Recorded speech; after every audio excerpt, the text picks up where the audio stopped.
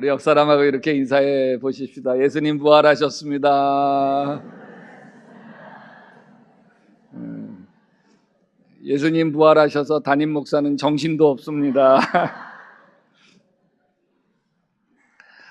새벽 4시였습니다. 예루살렘 성밖 아직 어둠이 갇히지 않는 골고다 언덕 아래 한 여인이 달리고 있습니다.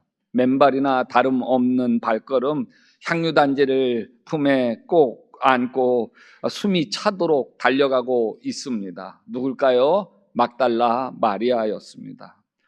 여러분, 이 여인 아십니까? 이 여인은 한때 7 귀신에 사로잡혀 날마다 죽음보다 더한 고통에 살았던 여인입니다.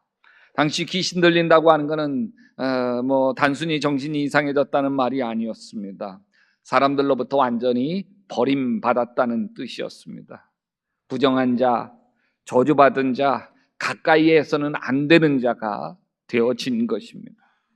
마리아 곁에는 아무도 없는, 자신의 이름조차도 이제는 기억되어질 수 없는 삶이었습니다. 그러다가 예수님을 만나게 되었습니다. 성경은 그 장면을 길게 설명하지 않습니다. 이렇게 이야기합니다. 7 귀신이 나간 막달라 마리아. 그러나 이 짧은 문장 안에 한 인생이 통째로 달라진 사건이 들어 있습니다. 귀신이 떠나갔고 처음으로 정신이 맑아졌고 상쾌해졌습니다. 처음으로 자기의 이름이 사람 입에서 사랑스럽게 불려지게 되었습니다. 그날 이후 마리아에게 예수님은 단순한 스승이거나 위대한 선생이거나 아닙니다. 평생 갚을 길 없는 은혜였습니다. 그 예수님이 사흘 전 십자가에 못 박혀 죽으신 것입니다. 마리아는 그때 골고다 언덕을 끝까지 지켰습니다. 제자들 중에 대부분이 두려움 속에서 도망쳤습니다. 그런데 마리아는 도망치지 않았습니다. 예수님 숨 거두시는 마지막 순간까지 예수님을 바라보며 한없이 눈물 흘리며 그 자리를 지켰습니다. 십자가에 달리신 예수님을 올려다보며 마리아는 무슨 생각을 했을까요? 저분이 나를 살리셨는데 저분이 저렇게 죽어가시다니 내 마음이 아주 찢어지는구나. 이 마음이 마리아를 그 자리에 붙들어 놓았습니다. 사랑은 고통 앞에서도 떠나지 않는 것입니다. 이제 다 끝났습니다. 돌이 무덤을 막았습니다.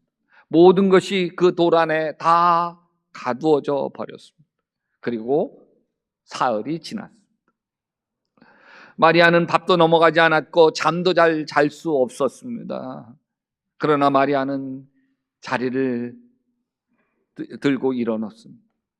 몸을 일으키는 이유는 단지 하나뿐이었어요. 예수님 시신에 뭘 발라? 향유를 발라드리고 싶은 마음이었어요. 아무것도 할 수 있는 게 없잖아요. 이 여인이 마지막 예수님에게 할 수 있는 사랑이었습니다. 무덤에 도착했을 때에 마리아는 눈을 의심했습니다. 육중하게 닫혀 있어야 할 돌이 굴려져 있었습니다. 조심조심 무덤 안을 들여다보았습니다. 비어 있습니다. 시신이 없었습니다. 마리아는 뒤도 돌아보지 아니하고 달렸습니다. 베드로와 요한이 있는 곳으로 달려갔습니다. 숨차게 달려갔습니다. 베드로 사도 누가 예수님을 가져가셨는지 어디 두었는지 모르겠어요. 그래? 여기 베드로와 요한이 함께 달려갑니다.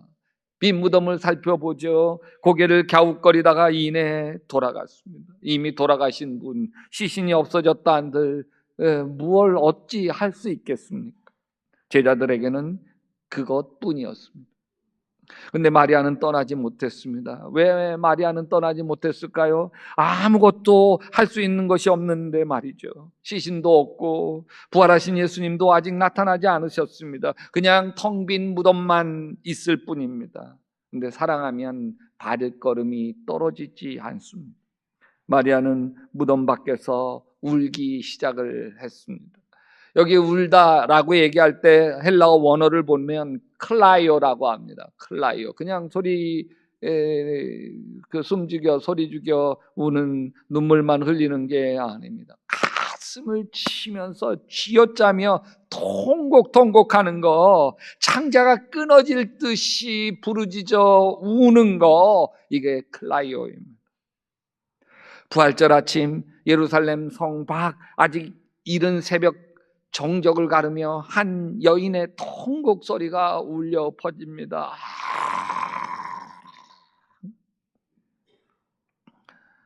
사랑하는 여러분, 혹시 지금 무덤 앞에 서 있는 분 없으십니까? 발걸음이 떼어지지 않는 자리에 있지는 않으십니까? 오래 기도해도 응답이 없는 자리, 애써 이겨내려고 해도 자꾸 무너지는 자리, 그 앞에서 그냥 주저앉아 울고만 싶은 그 자리에 지금도 남아있지 않습니까? 마리아가 바로 그 자리예요. 근데 하나님은 바로 그 자리에서 일하기 시작을 하셨습니다. 울던 마리아가 몸을 다시 굽혀 안을 들여다보았습니다. 어찌된 일인지 흰 옷을 입은 둘이 앉아 있었습니다. 예수님 시신이 누워있던 자리, 머리맡과 또 발치 하나씩 천사가 앉아 있었습니다. 천사들이 마리아에게 말했습니다. 같이 읽어볼까요? 여자여, 왜 우느냐? 마리아가 대답하였다. 누가 우리 주님을 가져갔습니다. 어디에 두었는지 모르겠습니다. 바로 그 순간 누군가가 마리아 뒤에 서 있었습니다. 동산지기인 줄만 알았습니다. 이른 새벽 눈물이 가득한 눈으로 보았으니 잘 보일 리가 없었습니다. 하지만 더 깊은 이유가 있습니다. 마리아 머릿속에는 살아계신 예수님이 없었습니다. 예수님은 죽으셨습니다. 무덤에 묻히는 거 봤습니다. 마지막 숨을 거두고 무덤에 묻히는 거 봤습니다. 이게 마리아가 아는 현실이죠. 그러니 눈앞에 서 계신 분이 예수님일 거라고는 꿈에도 생각하지 못하는 것이었습니다. 여러분, 이 이야기가 가장 우리를 답답하게 하는 장면입니다. 예수님이 거기 계셨습니다. 바로 마리아 곁에 계셨습니다. 손을 뻗으면 닿을 자리에 예수님이 계셨습니다. 그런데 마리아가 알아보질 못합니다. 이런 일이 혹시 우리에게도 있지 않습니까? 우리 교인 중에 여러 해 암투병 하시는 어떤 권사님이 이런 고백을 했어요. 목사님, 처음 암이라는 소리를 들었을 때에 하늘이 노랬습니다. 그래도 정신 차리고 하나님께 엎드려 기도했습니다. 항암 치료 끝나고 새벽 기도 다니면서 속회 식구들 나를 위해서 기도하고 선교회 식구들도 기도하고 너무너무 고마웠습니다. 근데 1년이 지나고 2년이 지나면서 그 기도도 그 손길도 하나둘씩 줄어들기 시작했습니다. 투병이 길어질수록 나만 혼자 되어 갔습니다. 그러면서 그 권사님이 제 손을 잡고 조용히 말씀하셨습니다. 목사님, 저는 요즘 하나님이 계신지 모르겠어요. 분명히 계실 텐데 느껴지지가 않아요. 저 이 말하면 믿음이 너무 없죠. 저는 이 권사님 말이 오랫동안 제 마음에 남았습니다. 하나님이 안 계신 게 아니었습니다. 고통이 너무 커서 보이지 않았습니다. 눈물이 너무 많아서 초점이 흐려져 보이지 않았습니다. 오히려 저는 그 권사님의 고백이 마리아를 닮았다고 생각합니다. 분명히 계실 텐데 느껴지지가 않아요. 예수님은 이미 그 권사님 암투병하시는 순간순간 그 곁에 계셨습니다. 마리아 옆에 주님이 서 계셨던 것처럼 말이죠. 근데 마리아는 알아보지 못하고 있습니다. 우리도 그래요. 예수님이 우리 안에 우리 곁에 계신다는 것을 신학적 사실로만 아니에요. 살아있는 현실입니다. 근데 살다 보면 힘겹고 지치다 보면 함께 계신 예수님을 잊고 삽니다. 예수님을 잃어버린 게 아닙니다. 예수님을 잊어버린 것입니다. 그 차이는 분명합니다. 잃으면 되찾아야 되지만 잊어버린 것은 다시 기억하면 되는 거죠. 예수님은 우리를 절대로 떠나지 않으십니다. 우리가 눈물이 가려져 보지 못하고 고통이 가려져 느끼지 못하고 일상에 치여서 잊고 사는 것뿐이죠. 부활절이 우리에게 필요한 이유는 바로 여기에 있습니다. 부활절은 예수님이 살아난 날을 기념하는 것만이 아닙니다. 우리가 잊고 있던 사실을 다시 기억해내는 날입니다. 예수님은 지금도 살아계심을 기억하는 날입니다. 아멘. 나와 함께 계심을 기억하는 날입니다. 아멘. 내 이름을 아시는 걸 기억하는 날, 그게 부활절입니다. 사도 바울이 이렇게 이야기합니다. 여러분은 자기가 믿음 안에 있는지 스스로를 시험해보고 스스로를 검증해 보십시오. 같이 읽어봅시다. 여러분은 예수 그리스도께서 여러분 안에 계시다는 것을 알지 못합니까? 모른다면 여러분은 실격자입니다. 고린도 성도들에게 한 말이에요. 예수님이 여러분의 안에 계신 것을 알지 못하십니까? 모르는 사실을 가르쳐 주는 게 아닙니다. 알고 있지만 잊고 있는 것을 일깨우는 것입니다. 부활하신 주님은 지금도 우리 안에 우리 곁에 계십니다. 마리아의 무덤 앞에 서 계셨던 그 예수님이 오늘 이 자리에도 서 계시는 거예요. 우리가 알아보지 못할 때에도 동산지기인 줄 착각하고 있을 때에도 예수님은 여전히 우리 곁에 계십니다. 그 뒤에 서 계신 분이 동산지기인 줄 알고 마리아가 몸을 돌려 말합니다. 여보세요. 당신이 그를 옮겨 놓았거든. 어디 두었는지 내게 말해주세요. 내가 그를 모셔가겠습니다. 이 말 속에 마리아의 세계가 담겨 있습니다. 내가 모셔가야 하겠습니다. 여러분, 살아계신 예수님 모셔가겠다는 게 아니에요. 시신을 찾고 있는 거예요. 시신. 이 여인의 세계 안에는 부활이 없습니다. 무덤이 끝이라는 것, 죽음이 마지막이라는 것, 이것이 마리아의 세계였습니다. 바로 그 순간이었습니다. 예수님이 입을 여셨습니다. 마리아야. 한번 같이 해볼까요? 시작. 마리아야. 설명도 없었습니다. 내가 부활했다 말씀도 하지 않았습니다. 그냥 이름을 부르셨습니다. 마리아야. 그 소리를 듣는 순간 마리아가 무릎을 꿇습니다. 온몸에 힘이 빠집니다. 그 음성 알거든요. 수없이 들었던 그 따뜻한 음성 알거든요. 자신이 귀신에 사로잡혀 아무도 가까이 오지 않았을 때에 처음 다가와서 따뜻하게 자신의 이름을 불러 주었거든요. 마리아야, 이제 괜찮다. 이제 됐다. 귀신 다 떠나갔다. 죽음은 끝이 아니었습니다. 무덤이 마지막이 아니었습니다. 마리아는 히브리 말로 라보니 외쳤습니다. 선생님 뜻입니다. 그 자리에서 무릎을 꿇고 예수님 발 앞에 엎드렸습니다. 통곡이 환희로 바뀌는 순간, 절망이 기쁨으로 바뀌는 순간이었습니다. 예수님이 부르신 마리아야, 그 한마디가 모든 걸 다 바꾸었습니다. 이것이 바로 부활이 우리에게 다가오는 방식입니다. 여러분, 부활은 우리에게 논리로 다가오지 않습니다. 어떤 증거로 다가오지 않습니다. 관계로 예수님의 부활이 다가옵니다. 내가 너를 안다. 내가 지금 너와 함께 있다. 이 관계로, 그 음성으로 다가옵니다. 그리고 그 음성을 듣는 순간 무릎이 꺾이고 눈물이 멈추고 슬픔이 기쁨으로 변합니다. 이 장면이 부활의 핵심입니다. 그런데 잘 보셔야 됩니다. 예수님이 마리아를 어떻게 만나셨는지 봐야 됩니다. 예수님은 부활하신 후에 가장 먼저 누구에게 나타나셨습니까? 베드로 아닙니다. 제사장 아닙니다. 빌라도 아닙니다. 군중 아닙니다. 만약 부활이 권력을 향한 사건이었다면 예수님은 로마 총독 빌라도 관저 앞에 나타나셔서 내가 살았다 선언하셨을 것입니다. 온 세상이 뒤집어졌겠죠. 근데 예수님은 그렇게 하지 않았습니다.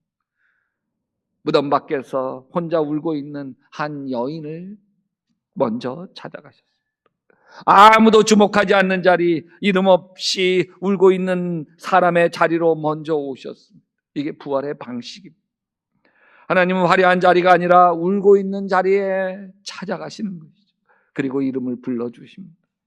이름을 부른다는 게 뭡니까? 군중 속에서 나를 알아보신다는 거예요. 나의 사정을 아신다는 거예요. 아멘. 나의 아픔을 아신다는 거예요. 아멘. 이름 없는 군중이 아니라 바로 이 사람, 나를 향해서 말을 건너신다는 거예요. 예수님이 마리아를 부르셨을 때 그 이름 안에는 얘야, 나는 네가 사흘 동안 얼마나 울었는지 나는 안다. 네가 왜 이 자리를 떠나지 못했는지 내가 다 안다. 내 사랑이 나에게 얼마나 깊은지도 내가 다 안다. 요한복음에서는 이렇게 얘기해요. 내 양들은 내 목소리를 알아듣는다. 나는 내 양들을 알고 내 양들은 나를 따른다. 예수님은 지금도 이름을 부르십니다. 여러 해 전 남편을 갑자기 잃으시고 깊은 슬픔에 힘겨워하시는 권사님이 계셨습니다. 어느 금요 철야 예배를 드리는데 찬양 중에 갑자기 눈물이 터져서 예배가 끝나고도 한참 동안 그 자리에서 일어나지 못하셨습니다. 기도가 다 끝나고 나가는데 이분이 저를 부르셔서 조용히 말씀하셨어요. 목사님, 이상한 일이었어요. 찬양을 부르다가요, 갑자기 제 이름을 부르는 소리가 들렸어요. 분명히 환청 아닌데 제 이름을 부르는 것 같았어요. 이상하죠? 권사님이 이상한 게 아닙니다. 예수님이 권사님의 이름을 부르신 것입니다. 저도 어렵고 힘겨울 때, 낙심했을 때, 막막할 때, 교희야, 나는 내가 좋아. 주님이 나를 부르시는 음성을 듣습니다. 그 음성을 듣고 나면 모든 시름이 다 가시고 새로운 힘과 용기가 생깁니다. 그 권사님은 그날 이후 조금씩 달라졌습니다. 슬픔이 사라진 것이 아니었습니다. 남편 생각에 여전히 눈물이 마를 날은 없었습니다. 그러나 달라진 것이 있었습니다. 혼자가 아니라는 것이었습니다. 내 이름을 알고 부르시는 분이 곁에 계시다는 걸 알기 시작했습니다. 슬픔의 무게는 같았지만 혼자 짊어지지 않아도 됐습니다. 왜냐하면 주님이 함께 짊어지기 때문입니다. 근데 그 하나가 삶을 바꿔. 부활은 단순한 역사적 사건이 아닙니다. 부활은 지금 이 순간에도 내 이름을 부르시는 예수님에 대한 선언입니다. 2000년 전 무덤 밖에서 마리아야 부르셨던 그 예수님이 오늘도 살아계셔서 이름을 불러주십니다. 옆 사람 이름을 예수님이 부르시는 것처럼 한번 불러주실래요? 시작. 도영아.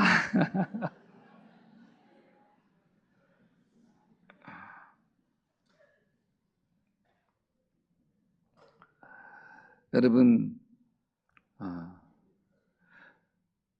부활은 지금 이 순간 살아서 내 이름을 부르고 계십니다. 무덤 밖에서 울고 있는 사람의 이름을 부르고 계시고, 방 안에서 이불 뒤집어 쓰고 있는 사람의 이름을 부르고 계시고, 예배 자리에 앉아 있지만 속으로 너무 무거운 답답함을 가슴에 이렇게 돌 엉덩이 얹힌 것처럼 힘겨워하는 이름을 부르실 줄 믿습니다. 그 다음에 무슨 일이 있었나요? 마리아가 달려갑니다. 조금까지 무덤을 떠나지 못하고 통곡하던 여인이 제자들에게 달려갑니다. 그 발걸음이 달랐습니다. 예전에는 무덤이 비어 있어요. 그러면서 무거운 마음으로 달려가서 제자들에게 시신이 없어졌어요 그랬지만 지금은 달라졌습니다. 이제는 막 기쁨을 이기지 못하면서 뛰어갑니다. 예수님 만나기 전과 후 마리아의 발걸음이 달라집니다. 슬픔이 기쁨이 되고 막달라 사람 마리아는 제자들에게 가서 자기가 주님을 보았다는 것과 시작 주님께서 자기에게 이런 말씀을 하셨다는 것을 전하였다. 내가 주님을 보았다. 이 5글자가 세상을 바꿔냈습니다. 부활의 첫 증인이 막달라 마리아였습니다. 한때 7 여인의 귀신에 사로잡혔던 여인, 무덤 앞에서 통곡하던 여인, 예수님을 동산지기로 착각했던 여인, 이 여인이 부활의 첫 증인이 되었습니다. 왜 하필 마리아였을까요? 베드로나 요한이 아니었을까요? 떠나지 않았기 때문입니다. 떠나지 않았어요. 베드로와 요한은 빈 무덤 보고 떠나갔습니다. 마리아는 남아 있었잖아요. 아무것도 할 수 없어도 차가운 새벽 공기 속에서도 그냥 거기 있었잖아요. 떠나지 않고 울었잖아요. 그 자리에서 부활하신 예수님을 만난 것입니다. 신앙이란 무엇입니까? 울면서도 그 자리를 지키는 거예요. 아무것도 보이지 않아도 그 자리를 지키는 거예요. 아무것도 달라지지 않아도 여전히 그 자리에 있는 거예요. 포기하지 않는 거예요. 떠나지 않는 거예요. 그게 신앙입니다. 그 자리에서 예수님을 만나게 되어지는 거예요. 마리아가 달려가면서 외쳤을 그 말, 내가 주님을 보았다고, 내가 주님을 만났다고, 그 음성이 여러분에게 들려오시기를 바랍니다. 거창한 신학이 아니에요. 내가 직접 만난 이야기, 내 이름을 부르시는 음성을 들은 이야기. 오늘은 부활절 아침입니다.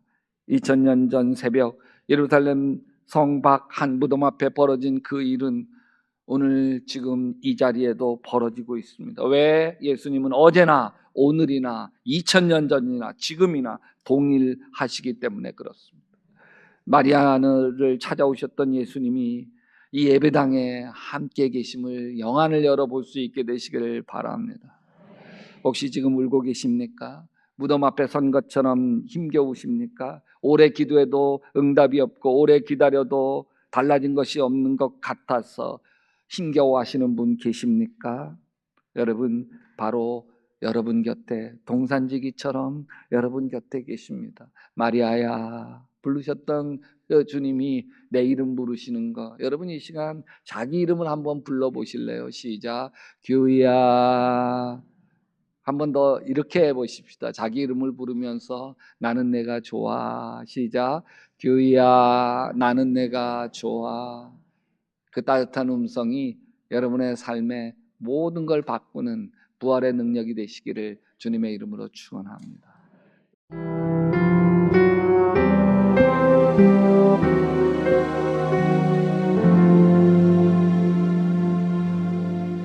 주 날개 밑 내가 편안히 쉬네.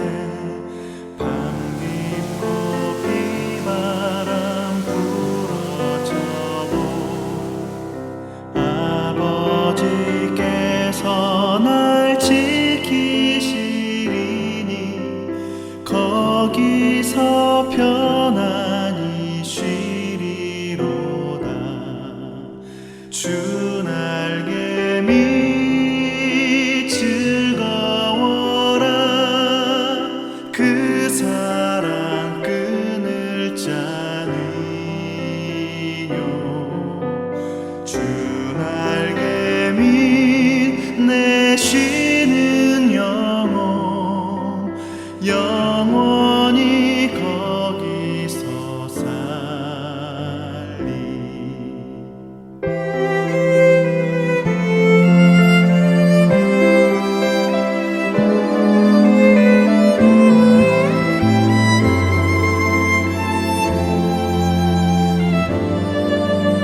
주 날개 밑 나의 피난처 되니 거기서 쉬기를 원하노라.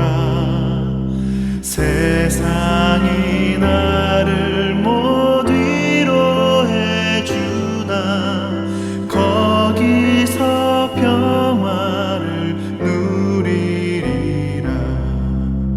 주 날개 밑 즐거워라. 그 사랑 끈을 짜니요. 주 날개 밑 내 쉬는 영혼 영원히 거기서 살리. 주 날개 밑 즐거워라. 그 사랑 끈을 짜니요. 주 날개 밑 내 쉬는 영혼 영원히 거기서 살리.